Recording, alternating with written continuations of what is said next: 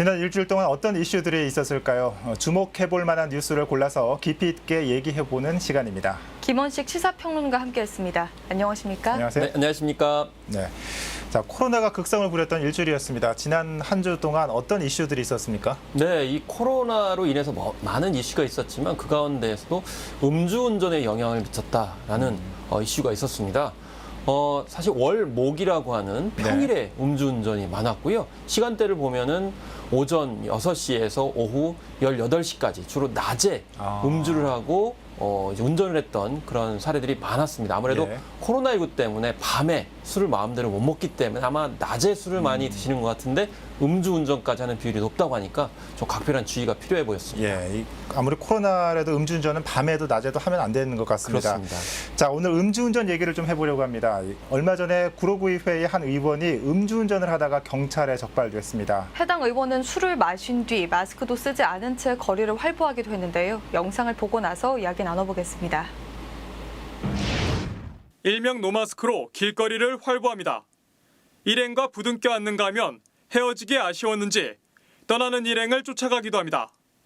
지난 21일 음주운전으로 적발된 A 의원의 모습입니다. 해당 의원은 당시 한 가게에서 막걸리를 마시고 저녁 9시쯤 가게를 떠났는데 얼마 못 가 경찰에 적발됐습니다. 당시 혈중 알코올 농도는 0.08% 이상으로 알려졌습니다. 면허 취소 수준입니다. 구로구의회에서는 앞으로 윤리특별위원회를 구성해 해당 의원에 대한 윤리심사를 열 계획입니다. 경찰 조사를 아직 당사자가 안 받은 걸로 알고 있습니다. 기소 내용을 보고 어떤 판결 내용을 보고 그거에 따라서 하는 것이 가장 타당하다고 보는데 윤리특위를 구성하고 열한다는 것은 확실하다고 봅니다. 임시회가 연기되지 않았습니까? 예. 이 연기된 임시회가 열리면 그럼 이 안건이 올라가서 윤리특위가 이제 구성이 된다고 보면 될까요? 맞습니다. 코로나19 재확산을 막고자 연기된 구의회 임시회는 다음 달 말에서 오는 9월 초 사이에 열릴 것으로 보입니다. 한편 서울 구로경찰서에선 조만간 A 의원을 불러 사건 경위를 조사할 것으로 보입니다. 본 취재진은 해당 의원에게 음주운전을 한 경위와 입장 등을 묻고자 수차례 문자와 전화를 했지만 끝끝내 연락은 닿지 않았습니다. 딜라이브 서울 경기 케이블 TV 이재용입니다. 네, 잊을만 하면 기초의원들의 이런 음주운전 사건이 발생하고 있습니다. 먼저 이 사안 평론가님 어떻게 보셨습니까? 네, 사실 코로나로 마스크 지금 필착을 하셔야 되거든요. 네. 근데 모범을 보여야 될 의원이 그렇지 못했기 때문에 이건 지탄을 받아야 됩니다.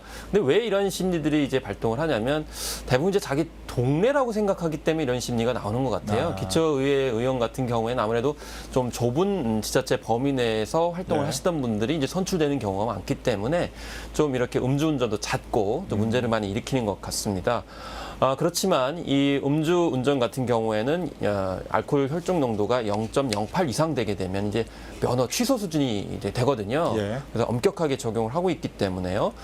주의를 해야 되는데 특히 윤리 강령에는 모범이 될 수 있도록 품위를 유지하도록 이렇게 규정을 하고 있는데 동네에서 마스크도 쓰지 않은 상태에서 술을 먹고 또 음주운전까지 했다는 거는 어떤 형사법적으로나 또 그리고 윤리적으로도 좌시할 수가 없다고 볼 수 있겠습니다.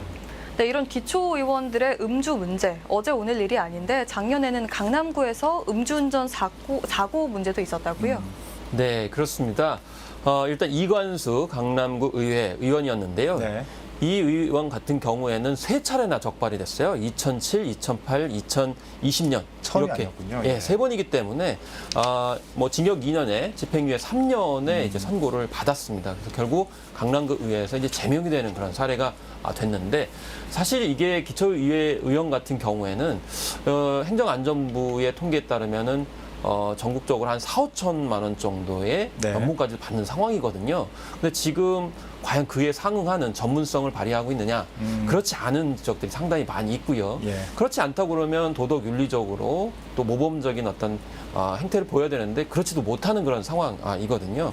그렇기 때문에 아무래도 이제 지자체에서 일종의 지역 연고에 따라 가지고 선출되는 경우가 많다 보니까 좀 객관적인 선출이 되지 못해서 이런 일들이 반복되는 거 아닌가. 그래서 전문성도 높여야 되겠지만 좀 객관적인 어떤 합리적 기준에 따라서 선출하는 선거 문화도 굉장히 중요하다라고 볼 수가 있겠습니다. 지금 말씀도 해주셨지만 전문적이냐 혹은 모범적이냐라고 물어봤을 때 좀 고개를 갸우뚱거리는 분들도 많이 계실 네. 것 같은데 자 그런데 이 말로만 지방 분권을 외치고 있지 이를 주민들의 신뢰를 얻으려는 모습은 좀 좀처럼 찾아보기가 힘듭니다. 이런 기초의원들에 대한 추락한 신뢰감 어떻게 해야 회복할 수가 있을까요? 사실 이제 국회도 마찬가지지만 이제 기초의회 같은 경우에도 이 무리를 일으켰을 때 제대로 체벌이나 이제 제재가 이루어지지 않습니다. 그래서 구로구 의회 같은 경우는 이번에 뭐 윤리특위를 마련한다고 하지만 네. 대부분의 이 기초의회에서는 윤리특위를 구성하지 않아요. 왜냐하면 서로 아는 처지에 어떻게 윤리위원회를 구성을 하고 징계를 하겠느냐라고 실제적으로 그런 주장도 하는 상황이기 때문에 네. 그래서 이 윤리특위를 정말 정확하게 열고 징계를 해야 된다는 거죠. 이번에 구로구 의회도 한다고는 했는데 예. 과연 그게 열려서 징계까지 갈 수 있을지를 좀 지켜봐야 된다고 생각을 하고요. 예. 또 이렇게 무리를 일으켰을 때 정당에서는 공천을 하지 말아야 됩니다. 그래서 다시 또 공천을 하거든요. 그러다 보면 다시 또 무리를 일으키게 되는 이제 악순환이 벌어진다 볼 수가 있겠고 또 이 윤리특위를 열거나 그랬을 때 그 경중에 따라서 정말 심각한 경우에는 한 번이라 하더라도 제명을 시키는 것이 필요합니다. 앞서서 이제 이관수 강남구 의회 의원 같은 경우에는 너무 심했기 때문에 제명을 한 거거든요. 네. 그런 점을 좀 떠나가지고 엄벌을 해야 된다라고 생각이 들고요. 또 지자체의 한정이 되다 보면은 이게 이제 전문성은 드러나기 힘들고 오히려 비위나 비리가 더 많이 드러날 가능성이 높은 것이 또 기초의회거든요. 그렇기 때문에 사소한 거라도 굉장히 각별하게 유의해야 된다라고 하는 품행에 대해서 좀 사전 교육이 필요하지 않나 싶습니다. 네. 자, 그동안 관행적으로 이어져 왔던 솜방망이 처벌이 이번에도 계속 될런지 한번 지켜봐야 되겠습니다. 네. 자, 계속해서 다음 이슈 살펴보겠습니다. 자, 전국 지자체마다 침체된 지역 경제를 살리기 위해 지역 화폐를 발행하고 있습니다. 강동구에서는 충전형 카드로 활용할 수 있는 강동 빗살머니가 있는데요.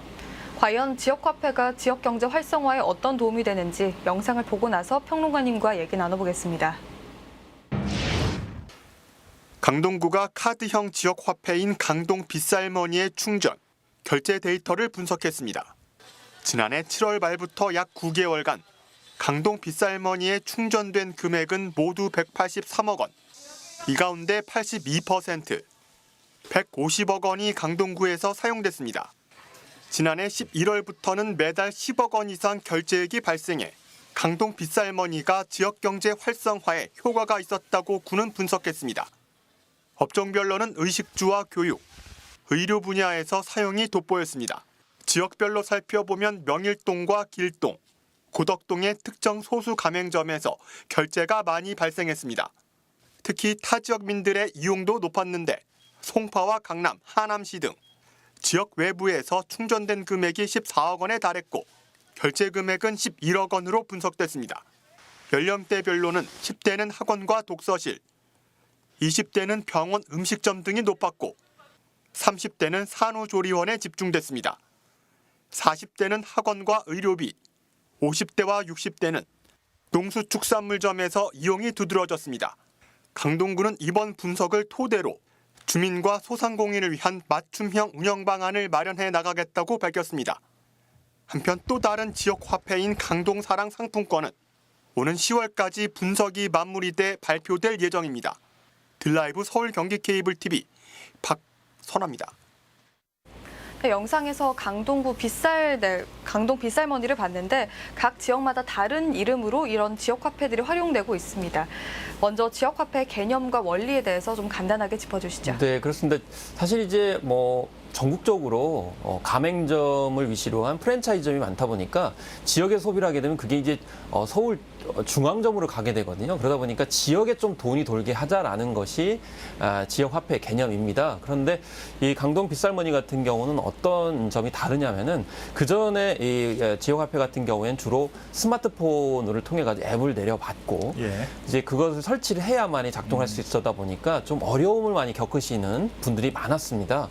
그런데 이번에 이제 강동구의 빗살머니 같은 경우에는 그런 거 필요 없이 그냥 카드를 이제 발급받을 수 있고 네. 그것을 또 지역의 금고에서 충전할 수 있도록 해줬기 때문에 굉장히 편리하게 이제 사용할 수가 있는 거죠. 특히 기존의 지역 화폐 같은 경우는 가맹점을 중심으로 사용하게 했거든요. 이 가맹점을 사용하게 되면 가맹하지 않은 곳에는 쓸 수가 없는 거죠. 그런데 이 빗살머니 같은 경우에는 뭐 대형 마트라든지 유흥업소라든지 프랜차이점을 빼고는 다 그냥 카드 카드만 내면 사용할 수 있다. 그리고 또 충전 시 7% 할인을 하거나 아니면 일방상점은 30% 그리고 전통시장 같은 경우 40%의 이 소득공제까지 해주기 때문에 이용하기도 쉽고 또 이득도 되고 그렇기 때문에 이제 빗살머니가 좀 많이 성과를 보인 것으로 이렇게 분석할 수 있겠습니다. 사실 요즘 웬만한 지자체에는 이 자체적인 좀 지역 화폐가 있지 않겠습니까? 뭐 저 같은 경우는 고양시에 살고 있어서 고양페이가 있고 사용도 해봤는데 궁금한 게 항상 있었습니다. 이런 지역 화폐가 과연 지역 경제 활성화에 도움이 될까 하는 궁금증인데 어떻습니까? 네, 이것에 관련돼서 이제 중앙정부 관련 연구원과 또 지자체 간에 논란이 있는 상황이고요. 그것은 계속 진행 중입니다. 그런데 일단은 그 효과는 좀 구체로 따져봐야 되긴 하겠지만 예. 현상적으로 봤을 때는 이런 이제 지출된 비용들이 지원금들이 지역 소상공인들한테 흘러 들어가고 있다라는 점은 이제 분명해 보입니다. 그건 데이터라도 이제 보여지게 되고요. 또 할인을 못 해줘서 이용을 덜 했던 곳이 앞서서 리포트에서 보여졌지만 이제 학원이라든지 네. 또 지역의 병원이 있습니다. 그런 곳 같은 경우에는 또 할인을 하면서 이제 소비를 유도할 수 있는데 다만 어떤 전체적인 편익에서 관점에서 보면은 우리가 전국적으로 쓰는 상품과 서비스가 있습니다. 뭐 대형 마트가 있을 수도 있겠고 프랜차이즈점도 있는데 그런 상품과 서비스는 이용할 수가 없는 거죠. 그러다 보니까 실제적인 상품과 서비스 실용성이나 실제성 관점에서는 불편함을 느낄 수 있다. 그런 점은 약간 편익이 감소할 수 있지만 현상적으로 그 지원금의 일부 금액들이 소상공인들한테 흘러가고 있다. 그래서 전체적으로 어떤 게 편익이 크냐라는 거는 각자 입장에 따라서 좀 다를 수 있다는 점을 감안을 하고 소비를 하는 것이 일단 필요하고요. 또 지역에 좀 많이 소비하시는 분들 같은 경우는 아무래도 더 사용하게 되는 측면이 있어서 각자 그 처지에 따라서 이용을 취사 선택하는 것이 필요해 보입니다. 네, 영상에도 나왔지만 요즘 많은 지자체들이 골목형 상점가까지 지원을 확대하는 추세입니다. 이런 지자체의 노력으로 지역 상권 더 활성화될 수 있을까요? 네, 일단 작년 2월이죠. 이때 전통시장이 상점과 육성을 위한 이제 특별법을 정부에서 마련을 했습니다. 네. 여기서 이제 눈길을 끄는 것이 상점과 육성이라는 겁니다. 기존의 전통시장 같은 경우에는 좀 지원을 받게 됐었는데 이 상점가 같은 경우 이제 이것은 이제 골목형 상점가라고 보는 것이 이제 문제가 됩니다. 예를 들면은 뭐 명동이나 중구에 갔을 때 네. 음식점들이 몰려 있는 데가 있거든요. 예. 근데 거기는 이제 전통시장은 아니거든요. 그렇죠. 그렇지만 소상공인들이 거기서 굉장히 영업을 하고 있기 때문에 지원이 필요한 경우도 있거든요. 여기를 이제 묶어가지고 골목형 상점가라는 건데 중구에서 이번에 관련 조례를 만들었어요. 중구 같은 경우도 뭐 소상공업 하시는 분들이 한 5만 2천여 개 되는데 그 대부분이 이런 음식점이시거든요. 그래서 이런 이제 상인회를 결성을 하시고 관련 서류를 구비해서 구청에 내게 되면 전통시장처럼 이제 지원을 받을 수 있는 그런 조례가 이번에 마련된 것이죠. 어쨌든 간에 이런 이제 골목형 상점가가 이제 지정이 되게 되면 거기 축제도 할 수 있고 또 홍보 마케팅을 할 수도 있기 때문에 그런 점에서 좀 지켜봐야 되겠지만 일정 정도는 효과가 있을 거라고 생각합니다. 네, 온누리 상품권의 경우에는 전통시장에서 사용할 수도 있고 할인도 받을 수 있어서 참 많은 분들이 애용하고 있는데 이걸 전 시장으로 뭐 사용처를 확대해야 된다 이런 주장이 있습니다. 양날의 검일 수 있겠지만 어떻게 보십니까? 네, 이 지역 화폐하고 온누리 상품권하고는 이제 다른 점이 뭐냐면 발행처가 다르죠. 온누리 네. 상품권은 이제 중앙 정부에서 발행을 하는 것이고 뭐 지역 화폐는 이제 각 지자체에서 하는 건데, 그런데 지금 가맹점 숫자를 보면은 온누리 상품권은 이제 전체적으로 한 19만 개 정도 되는 것으로 나타나고 있고 지역 화폐는 한 226만 개 되는데 그만큼 온누리 상품권을 쓸 수 있는 데가 굉장히 적은 거죠.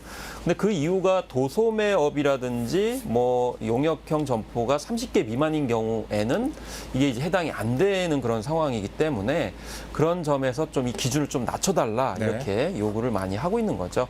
그래서 대형 유통점 등을 제외하고 모든 것을 허용해 달라라는 것이 이제 온누리 상품권의 확대를 요구하는 쪽의 이제 발언이라고 볼 수가 있겠습니다. 그래서 매출액 기준으로 좀 어느 정도만 되면은 온누리 상품권을 다 사용하도록 하는 것 이제 그런 대안들을 제시하고 있기 때문에 네. 어쨌든 지역이나 전국적인 관점에서 봤을 때 온누리 상품권을 마음대로 이제 사용할 수 있도록 하는 것은 당연해 보입니다.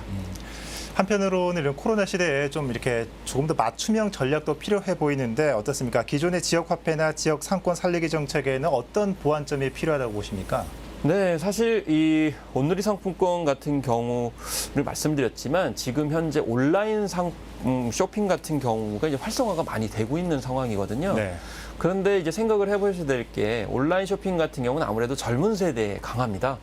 그렇기 때문에 온라인 쇼핑은 이제 그렇게 증가가 될 수밖에 없는 상황이라 하더라도 앞서서 말씀드린 대로 이제 강동구의 빗살머니처럼 일정 세대 이상이신 분들은 온라인보다는 아무래도 이제 카드 등을 포함해가지고 물리적으로 거래하는 걸 편하게 생각을 하시거든요.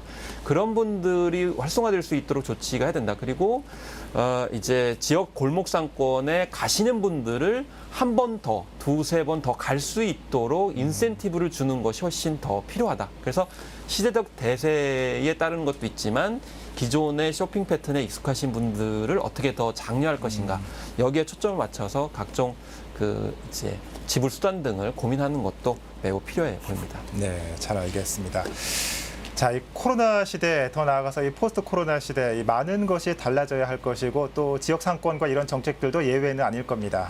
오늘은 구의원 음주운전 논란과 지역 상권 활성화에 대해 살펴봤습니다. 지금까지 김원식 평론가와 함께했습니다.